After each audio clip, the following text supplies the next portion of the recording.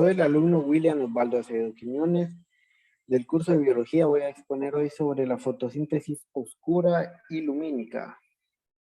Fotosíntesis. La fotosíntesis es el proceso metabólico por el que las plantas verdes convierten sustancias inorgánicas, el dióxido de carbono y el agua, en sustancias orgánicas, hidratos de carbono, dependiendo de oxígeno, y lo hacen aprovechando la energía de la luz solar. En este proceso, la energía lumínica se transforma en energía química. Es el principal proceso de nutrición de las plantas y de otros organismos dotados de clorofila. La fotosíntesis de las plantas es uno de los procesos fundamentales que mantienen el equilibrio de los ecosistemas. Como bien lo observamos, la fotosíntesis es un complejo proceso bioquímico metabólico, el cual algunos órganos capturan y usan la energía presente en la luz solar para transformar el agua y el dióxido de carbono en hidratos de carbono, proceso capaz de almacenar energía química.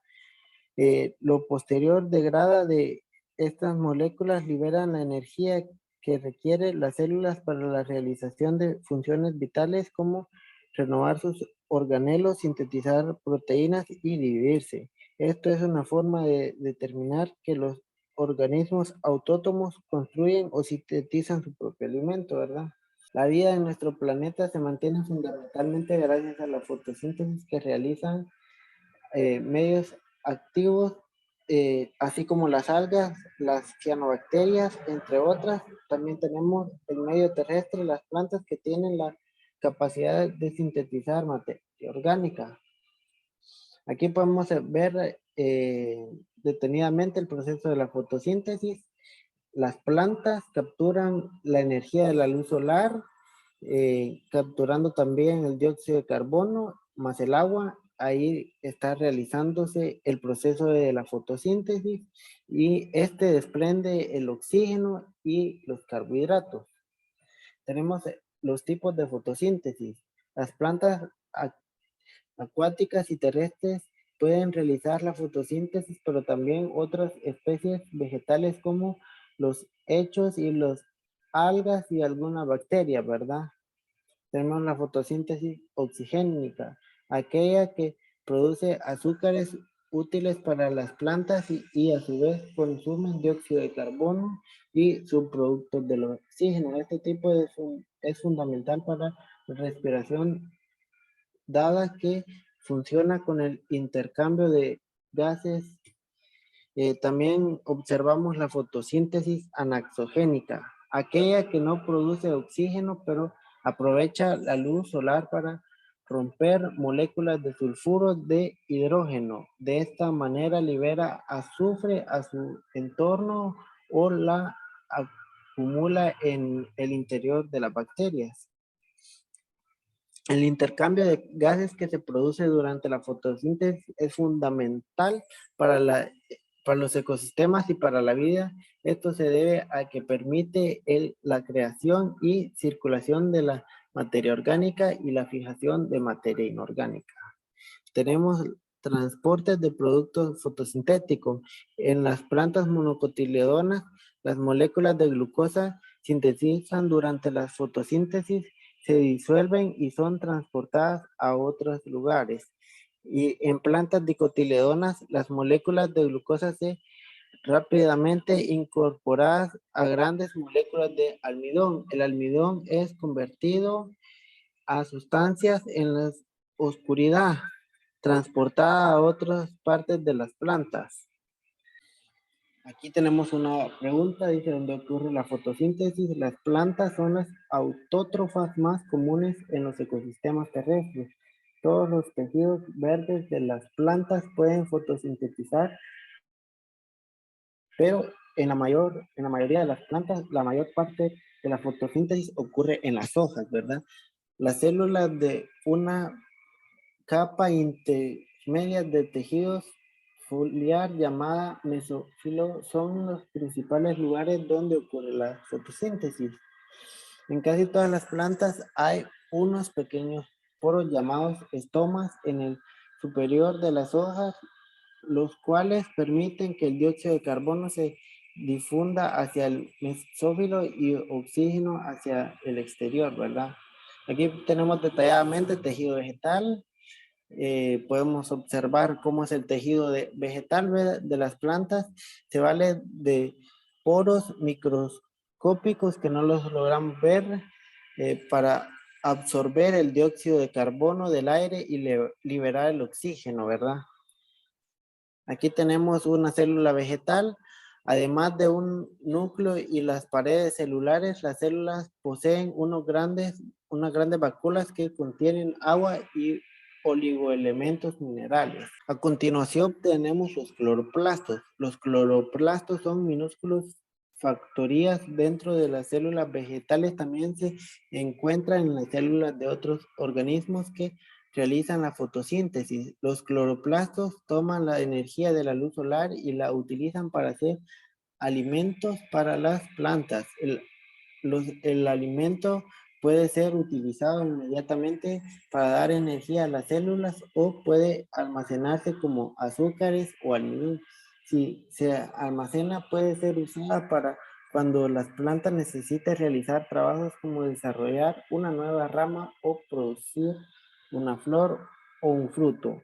Estos sacos se llaman tiracoides. Estos sacos aplanados se encuentran dentro del estroma o espacio acuoso del cloroplasto. En ellos se producen las etapas lumínicas de la fotosíntesis. Apilados forman granos. Fotosíntesis luminosa. La fase luminosa es la primera fase de la fotosíntesis que depende directamente de la luz o energía lumínica para poder obtener energía química en forma de ATP y NADPH a partir de la disociación de moléculas de agua formando oxígeno e hidrógeno. La energía creada en esta fase será utilizada durante la fase oscura para de esta forma continuar con la fotosíntesis.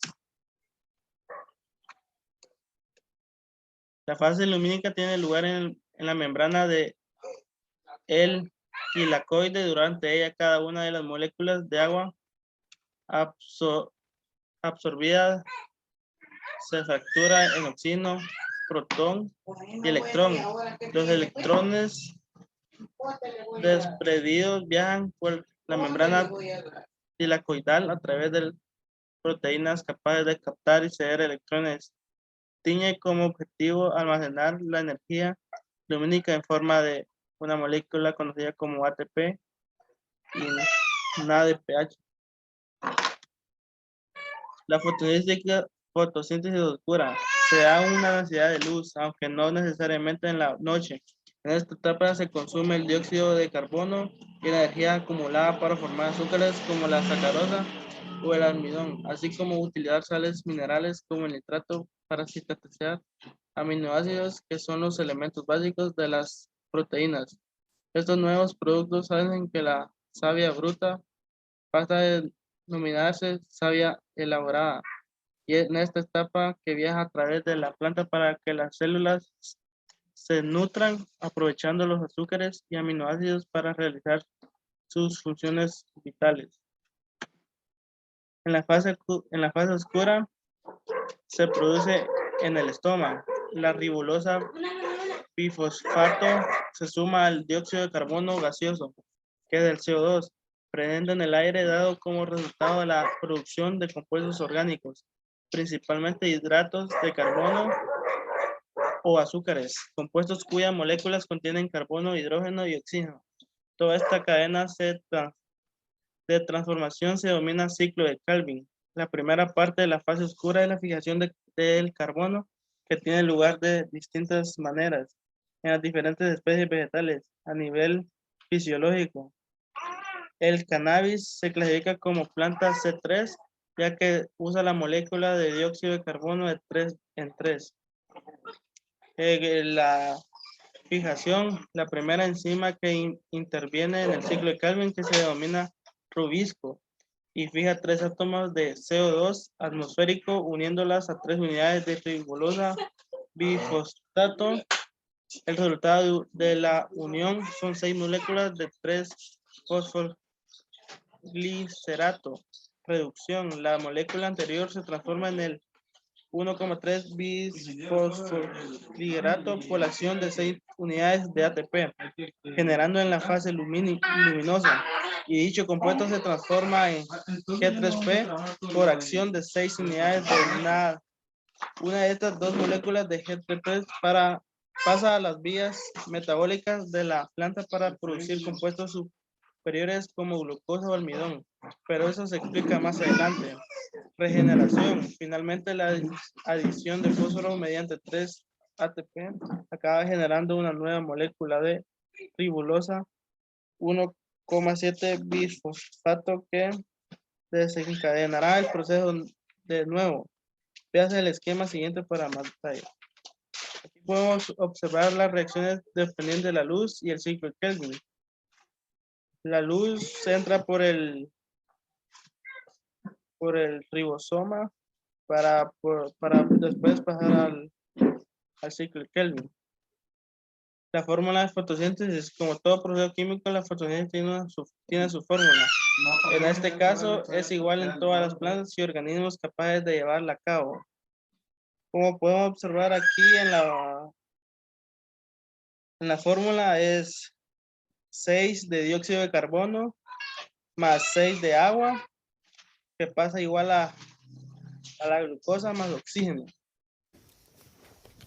Hola, mi nombre es Freddy Díaz, estoy en la clase de biología y el día de hoy les voy a exponer sobre cómo está adaptada una hoja para hacer un órgano fotosintético. La nervadura central se ramifica en una red de venas, dos capas de tejidos, mesofólico e empalizada y mesofolio esponjoso. Como la nervadura central se ramifica en una red de venas, es cuando si se puede ver uno en la hojita, las hojitas tienen un montón de venas. Y eso es la nervadura central, es la parte del centro de donde salen las venas.